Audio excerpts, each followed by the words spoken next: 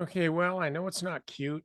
I know it's not sexy, but it is Microsoft. And I think we're at a place where it's like buyable again.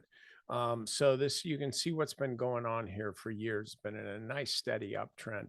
Right now, with this thing, it's really kind of given us a very deep um, cup and handle pattern that spans a couple of years. And seriously, like almost 40% on the pullback. That's a steep pullback, but it's not really beyond the parameters that Bill O'Neill describes when he's talking about cup and handles. So I like it in that regard. One other thing to mention in this is there is such a thing as fractals, and what fractals are patterns within patterns. And so I'm showing you like this big cup and handle continuation pattern. But if you just want to look at what is really the handle here, it's actually a cup and handle in and of itself. You're getting this kind of move sideways. So we'll say, I mean, this was a big oops real fast, but I really kind of look at this as the left side. Well, let's even look at this as the left side of the move. And then the downside here is 15, 16%. So this was not much of a pullback, and obviously in a compressed amount of time, but this was a little pullback, and then it comes back up, breaks through after forming the right side. And then what do we get here? Well, we get another little, well, I've already drawn them, another little handle here. And so this is a really powerful pattern in that way.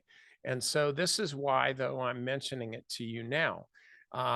This is something I taught before. That's why I have all this stuff in. But you can see here the time to be buying this stock has been on these pullbacks. No time in here. I mean, you could say, oh, it's back to the 20-day moving average. All right, well, great. Now it's back to the lower Bollinger Band and at the 50-day moving average. And so to me, that's better. And so this would be my suggestion as far as buying this.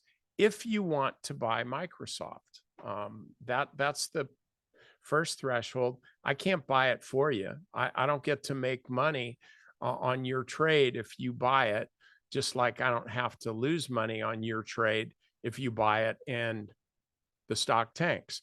What I'm saying is this is a good entry if you're looking to buy the stock, because very, very close to this 50-day moving average, which has been really, really solid support here on a couple different occasions. So my suggestion would be if the stock, wherever it opens up tomorrow, only the stock knows.